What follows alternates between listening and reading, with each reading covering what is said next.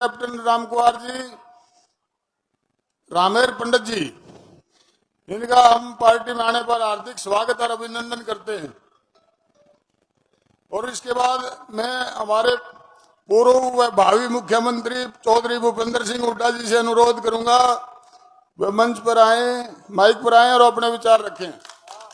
चौधरी भूपेंद्र सिंह हुड्डा जी, Chaudhary Bhupendra Singh Hooda, Chaudhary Bhupendra Singh Hooda, Chaudhary Bhupendra Singh Hooda, Congress party. हमारे साथ आए आज की सब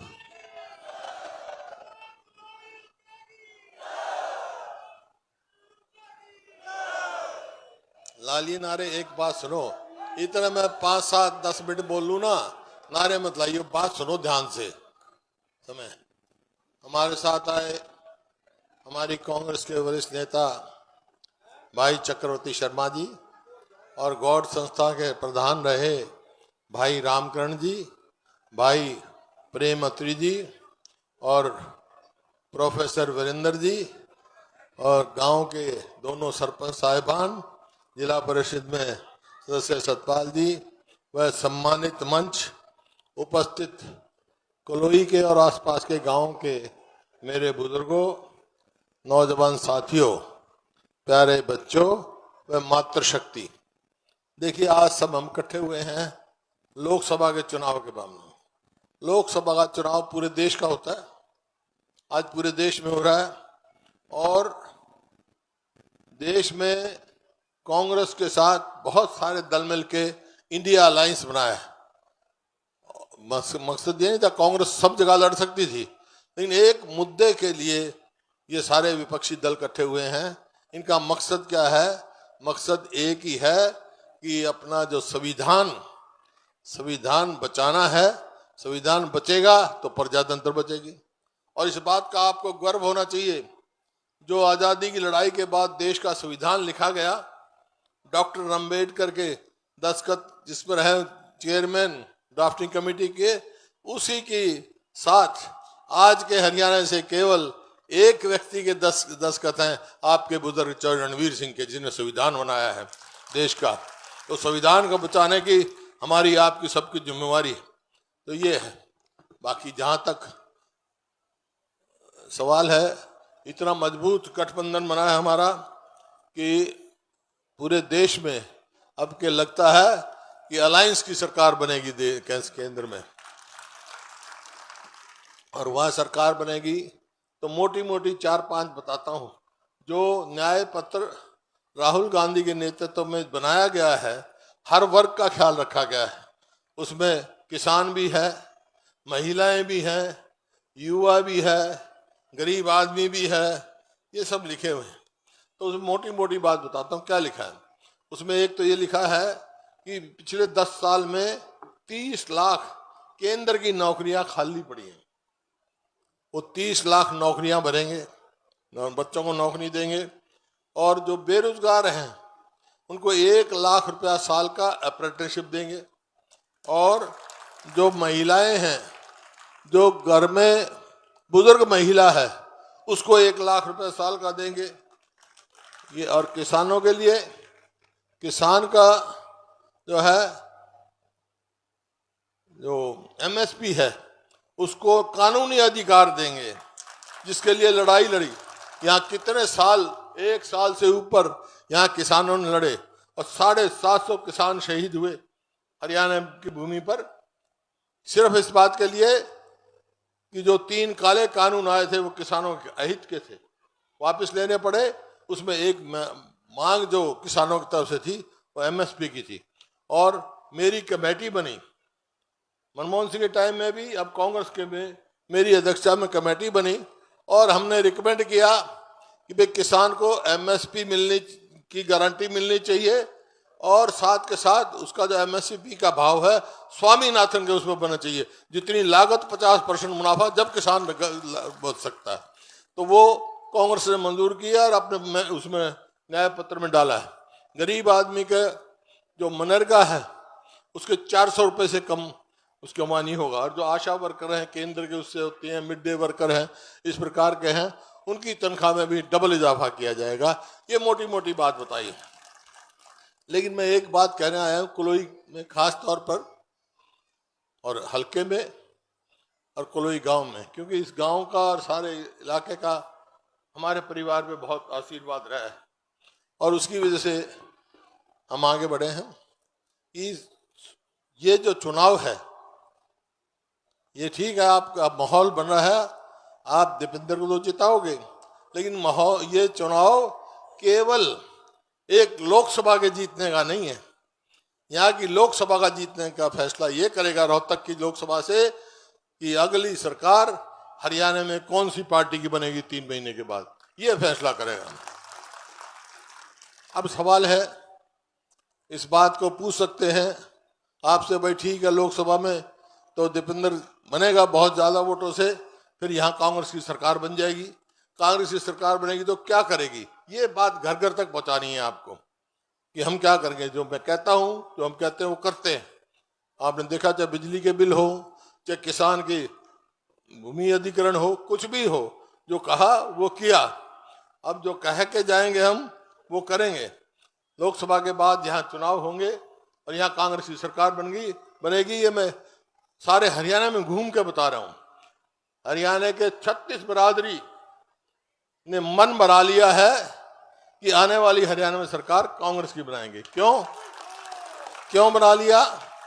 क्योंकि मेरा हरियाणा 2014 में जब हमने सरकार छोड़ी, उस टाइम प्रति व्यक्ति आय में, प्रति व्यक्ति निवेश में, कानून व्यवस्था में, नौकरी देने में, खेल और खिलाड़ियों में पूरे देश में नंबर 1 प्रदेश था। और आज 10 साल के बाद हम कहाँ हैं? हम कहाँ हैं? किस चीज में नंबर 1 हैं? हम नंबर 1 हैं बेरोजगारी में। मेरे आंकड़े नहीं है, ये प्लानिंग कमीशन के आंकड़े हैं कि आज पूरे देश में सबसे ज्यादा बेरोजगारी है तो हरियाणा में है। आज हम अपराध में बहुत ऊंचे हैं। रोज देख रहे हैं आप किस प्रकार से वो है, अपराध हो रहे हैं और हर प्रकार से हम पिछड़ गए। नौकरी का तो कोई मतलब ही नहीं। वो लगा रखा है एक कौशल रोजगार निगम, बका रहे हैं लोगों को, एक भ्रष्टाचार का अड्डा बना दिया। ना तो पक्की नौकरी है वो, ना उसकी पेंशन है, ना उसकी मेरिट है, ना उसकी रिजर्वेशन है उसमें। और जब मर्जी चाहो ठेका काम कर रहे हैं। हमने ठेका बंद किया था, हमारे समय में पक्की नौकरियां दी थी, ये ठेके की नौकरी दे रहे हैं। जिस तरह केंद्र में ये अग्निवीर और अग्निपथ लगा दिया, 18 साल का बच्चा भर्ती होगा फौज में, 22 साल का घर भेज देंगे। 21 साल से कम की शादी नहीं हो, 21 साल का हो जाएगा तो 1 साल के बाद घर आ जाएगा। ब्याह कौन करेगा भाई उसका बताओ? ऐसा मतलब युवाओं के साथ, उनके भविष्य के साथ खिलवाड़ की जा रही है। तो इन बातों के वो है। तो मैं ये कह रहा था, इस वास्ते लोगों ने मन बना लिया। तो जब आप जाओगे, आपसे पूछेंगे, घर घर बात लेकर जानी है आपको कि भाई कांग्रेस की सरकार बनेगी तो क्या करेगी हरियाणा में। तो वो मैं कह के जा रहा हूँ, जो कह के जा रहा हूँ वो करेंगे। हमारी सरकार बनेगी तो भाई पहला काम करूंगा मैं, अपने बुजुर्गों की पेंशन 6,000 रुपये करेंगे। बुढ़ा के 6,000 बूढ़े के, 6,000 बुढ़िया के, ठीक है। और गरीब आदमी जो अफोर्ड नहीं कर सकता, उसकी 300 यूनिट बिजली माफ करेंगे महीने की। और जो गैस का सिलेंडर है, जो हमारे समय में 400 का था, अब 1200 का हो गया। तो कांग्रेस की सरकार आएगी तो 500 से ज्यादा का सिलेंडर कीमत नहीं होगी। हमने 4 लाख 100 गज के प्लॉट गरीब आदमियों को दिए हरियाणा में। इनने एक भी दिया हो तो गांव का नाम और आदमी का नाम बता दो भाई। बहुत गांव के आदमी बैठे हैं, वो भी स्कीम बंद कर दी। हमारी सरकार आएगी तो फिर 100 गज के प्लॉट देंगे हम, और 7 2 कमरे का मकान बना के देंगे उनको, ताकि गरीब आदमी सुख से रह सके। इसी प्रकार से ओल्ड पेंशन स्कीम कर्मचारियों की मांग है, हम पहले कह चुके। राजस्थान में लागू कर दी हमने, हिमाचल में लागू कर दी, छत्तीसगढ़ में कर दी कांग्रेस पार्टी ने कि ओल्ड पेंशन स्कीम हम लागू करेंगे कर्मचारियों के लिए। और जहां तक खिलाड़ियों का सवाल है, आपने देख लिया खिलाड़ियों के साथ क्या है। जो हमारी पहलवान बेटियों ने जो दुनिया में नाम कमाया, अब भी कमा रही हैं, उनको जंतर मंतर पे किस तरह घसीटा गया, आज तक भी उनको न्याय नहीं मिला। तो ये भाई पॉलिसी खत्म कर दी ने। हमारी पॉलिसी थी पदक लाओ पद पाओ, अब फिर पॉलिसी लागू करेंगे ताकि हमारी आने वाली पीढ़ी नशे में ना डूबे। जिस तरह पंजाब खत्म हो गया नशे में, उसकी जवान पीढ़ी खत्म होगी, हमारे सिरसा साइड में हो गया बहुत असर। तो ये जरूरी है खेल के बढ़ावा देना, तो खेलों को बढ़ावा देंगे। और बहुत सारी बातें हैं, वो बात में बाद में बता देंगे, लेकिन ये मोटी मोटी बात मैंने बताई है। लेकिन यहाँ तो सवाल इस बात का नहीं भाई, कलोई गांव का और आसपास के गांव का तो सदा आशीर्वाद रहा है। मैं ये केवल ये नहीं कहने आया हूँ भी कलोई और सब मिलकर वोट दो, वोट तो आप दे ही रहे हो, लेकिन ये चुनाव आपका है, घर बैठ के नहीं, चुनाव पूरा जो लड़ने की जिम्मेवारी आपको सौंप के जा रहा हूं मैं तो बाहर जाऊंगा। मेरे को तो कह दिया था आपने भाई उरा आने की कोई जरूरत नहीं, क्योंकि मैंने कहा था भाई तारी मर्जी है, मैंने घर में रख लो, बाहर डांगर हट जाएंगे, फिर कहाँ जाएंगे। सवाल ये बात है, इसकी जिम्मेवारी आपकी जिम्मेवारी है। और भाई कलोई गांव बैठा पूरा, किसी चीज का नाम ले लो, सड़क से लेकर स्कूल तक सब या तो रणवीर सिंह ने बनाई या हमारे टाइम में बनी। कोई सी सड़क का नाम ले लो, स्कूल का नाम ले लो, एकेडमी का नाम ले लो, बास्केटबॉल के ग्राउंड का कुछ भी काम ले लो।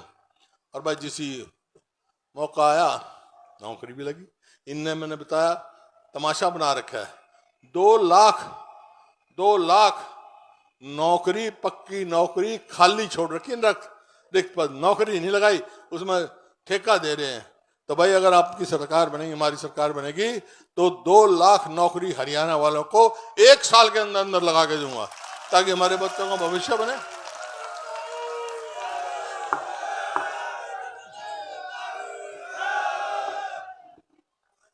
तो मैं तो एक बात कहने आया हूं, देखो एक तो आपकी इजाजत जरूरी थी मेरे को कि भाई अब का जो है, अब का इनसे एक टक्कर लेने का मन है मेरा।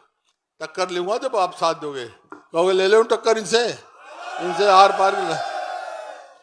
और दूसरी बात ये है, एक बात तब मेरी मान लो, अथारी में एक बात मानूंगा, पहले मैं बताऊं, तुम अपनी सरकार बनाना चाहो ना, तो फिर यूं करो, एक बात मेरी मान लो, एक बात थारी मान लूंगा मैं। मेरी क्या मानो? मेरी मानो कि पूरे देश में रोहतक के एमपी दीपेंद्र को सबसे ज्यादा वोटों से जिता के भेजना है। और भाई थारी के बात मानू, जो मेरी बात मान जाओ, सबसे ज्यादा वोटों से दीपेंद्र को जिता के भेज दो, थारी सरकार में बना दूंगा। थारी मांग को बोल, तुमने सरकार चाहिए, सरकार के बगैर तो कुछ काम होता नहीं। मंजूर है? अब मन तो आने की जरूरत ही ना यहाँ, तो तुम कल से थोड़े से दिन रहने, 10-12-13 दिन रहने, घर घर में नहीं भाई, आपको चुनाव लड़ना, घर घर बचाना। कोई भी वोट बाहर जा रही हो वो लेकर आओ। पिछली बार जो है कसर यही रहेगी, मैं तो 80,000 तक जिता दिया हूं, और पार्लियामेंट के चुनाव में वोट कम पड़ी, आशीर्वाद तो रहा थारा, उससे नुकसान हो गया, समझा। वोट कम नहीं पड़नी चाहिए, वोट एक एक वोट की कीमत है। बाहर जा रहे हो, कहीं जा रहे हो, लेकर आओ, वोटिंग परसेंट सबसे ज्यादा आओ। और भाई यहाँ 9 हल्के हैं, मेरा हक है इस बात पे यहाँ कि 9 हल्कों में सबसे ज्यादा वोटों से कलोई हल्के से जीतना चाहिए, उसमें इज्जत रहेगी, उसमें आप सबकी हमारी इज्जत है। जिम्मेवारी आपकी है, जिम्मेवारी है ना थारी, मैं निश्चित होकर जाऊं। अच्छा भाई,